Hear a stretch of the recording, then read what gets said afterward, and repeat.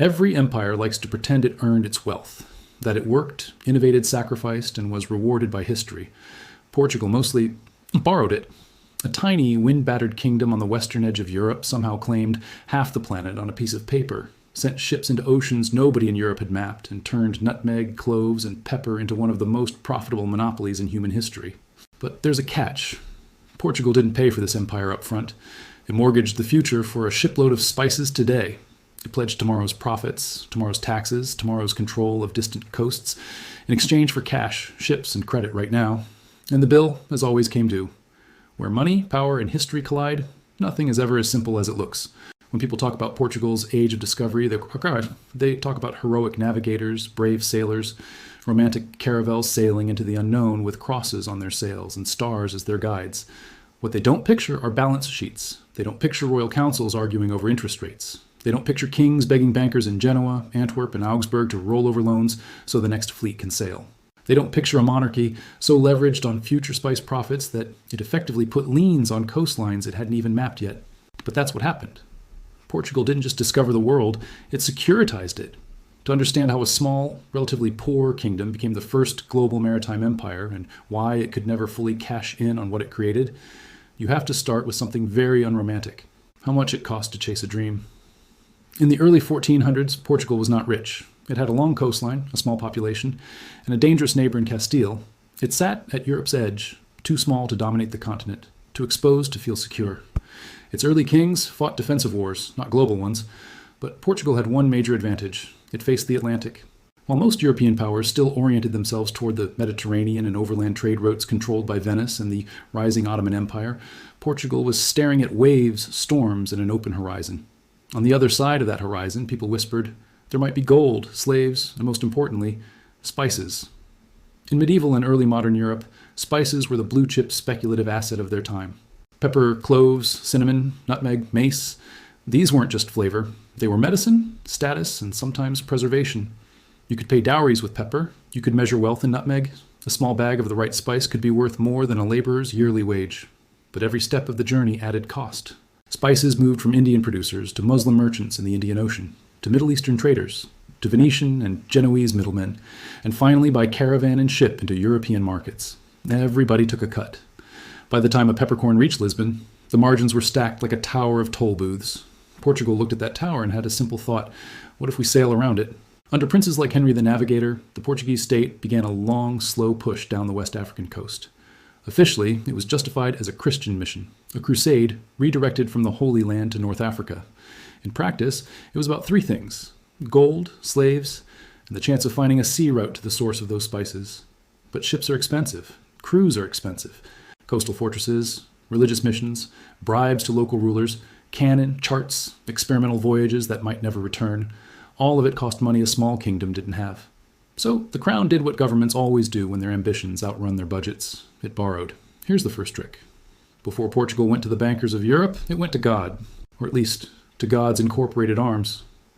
Prince Henry didn't run his explorations purely out of the royal treasury. He leaned on the Order of Christ, a religious military order that had inherited a big chunk of the assets of the dissolved Knights Templar in Portugal.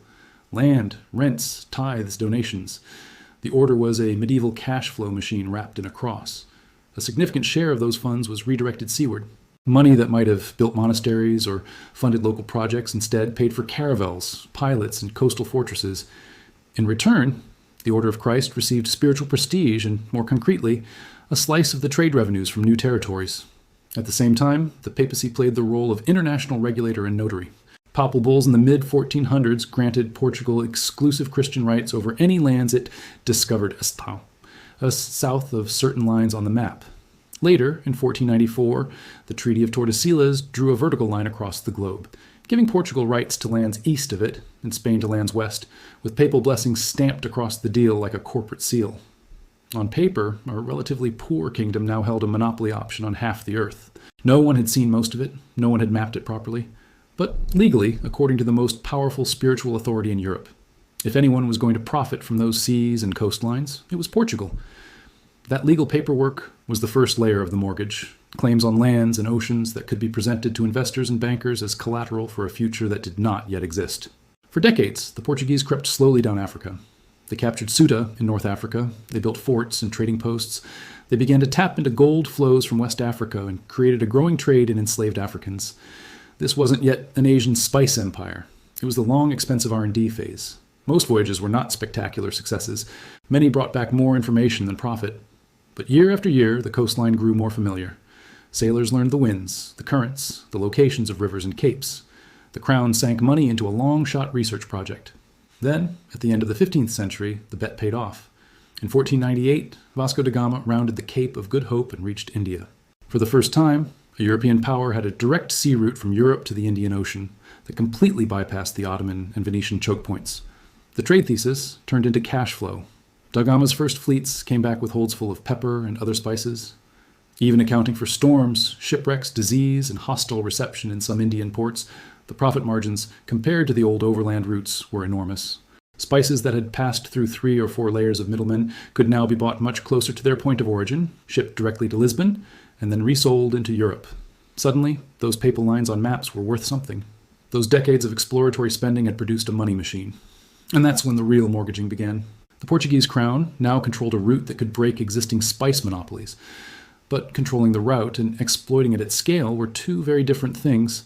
To build a functioning imperial trade system, Portugal needed more ships, more armed convoys, more coastal fortresses, more administrative skeleton. It needed what became known as the Estado da India, the State of India, a network of fortified ports, garrisons, courts, and officials stretching from East Africa to India to Southeast Asia. That network did not grow out of thin air. It had to be financed. And one office in Lisbon sat at the center of that system, the Casa de India. On the surface, the Casa de India was a government agency. It managed overseas trade, bought spices in Asia, shipped them to Lisbon, and organized auctions for European merchants. But functionally, it behaved much more like a heavily leveraged trading house. The Casa de India took on debt to finance fleets. It guaranteed payments to shipbuilders, victuallers, and contractors. It pre-sold future cargoes to bankers and merchants in exchange for cash advances. It pledged incoming spice revenues as collateral for loans. A typical cycle looked like this. The Crown, through the Casa, promised a group of financiers a fixed quantity of pepper or spices from the next India Armada at a predetermined price. In return, those financiers provided money up front to pay for hulls, cannon crews, and supplies. Months or years later, if the voyage arrived safely, the Casa delivered the cargo, which the financiers then redistributed or resold across Europe at a handsome profit. If the voyage went well, everyone got paid. If the voyage went badly, the losses didn't just hurt the Crown. They rattled the entire credit structure behind it. By the early 16th century, Portugal looked less like a simple monarchy commanding voyages by royal will, and more like a highly leveraged trading firm with a flag and a choir. Its overseas expansion was deeply entangled with European capital, and that capital had names. Portugal's own nobility wasn't rich enough in liquid cash to fund an empire. Its domestic financial system was shallow, so it went abroad. Banking dynasties in German cities like the Fuggers and Welsers, and merchant houses in Italian city-states like Genoa and Florence advanced credit to the Portuguese crown. They were attracted by the extraordinary returns of the spice trade. A successful armada could multiply invested capital several times over. But foreign bankers are not charities. They charged high interest. They demanded security in the form of future customs revenues, monopoly rights, or priority claims on specific cargoes. They diversified their risk across multiple crowns, multiple ventures. For them, Portugal was an asset in a wider portfolio. For Portugal, they were oxygen. Every time the crown pledged the customs revenue from the next few fleets, every time it signed over a portion of taxes or granted privileges to its creditors, it mortgaged another slice of its own future. Ports, taxes, trading rights. They were all potential collateral. On the surface, Lisbon glittered with Indian pepper, Chinese porcelain, African gold, and exotic goods flowing through its quays. Maps painted Lisbon as the pivot of the world. Writers praised the kingdom that had given new worlds to the world. Underneath, the balance sheets tightened. To protect its new income streams, Portugal tried to build a monopoly architecture. It fortified key choke points like Goa on the west coast of India and Malacca on the straits connecting the Indian Ocean to the South China Sea. It forced merchants to purchase cartazes, safe conduct passes, authorizing their ships to sail and trade under Portuguese oversight.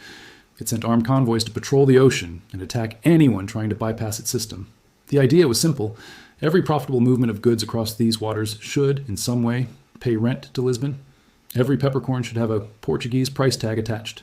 But monopolies are double-edged swords. Enforcing them is expensive. And building one is the fastest way to inspire competition.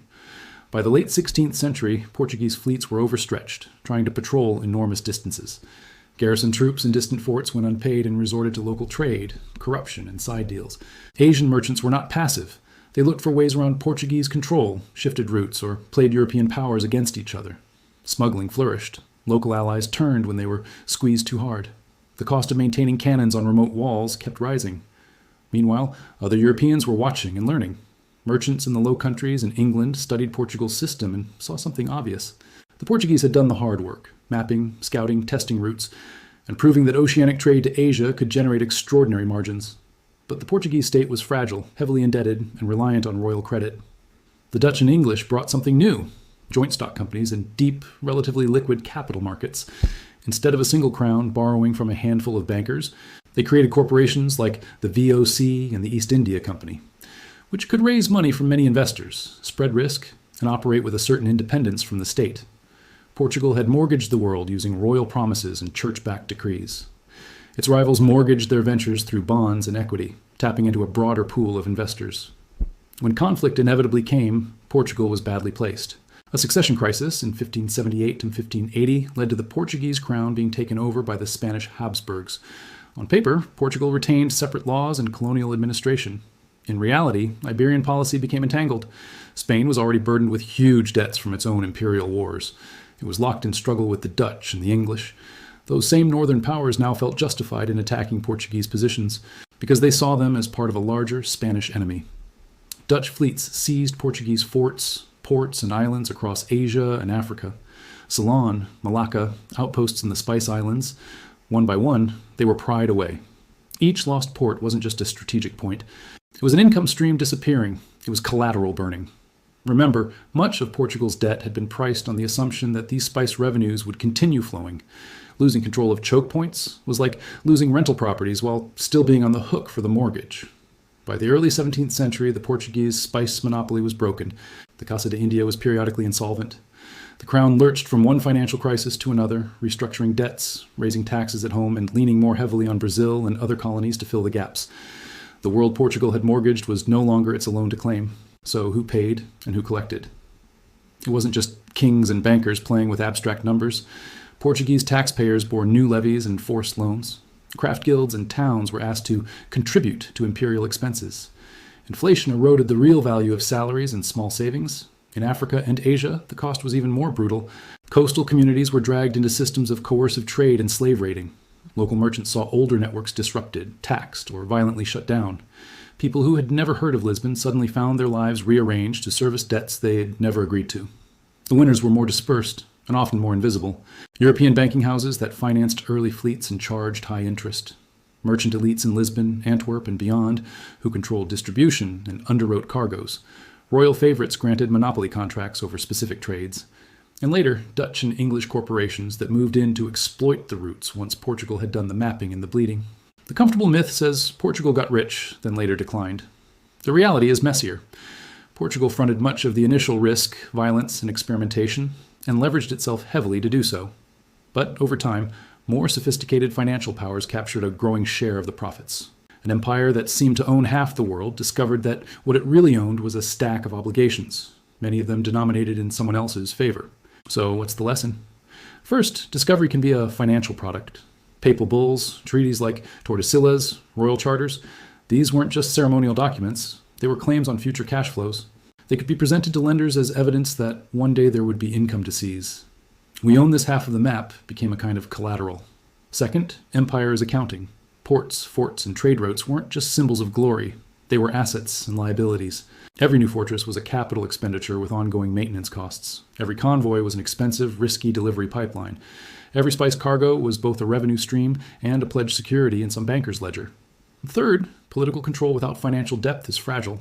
A small, motivated kingdom can seize an early lead with courage and cannon. It can bully its way into trade routes and proclaim monopolies.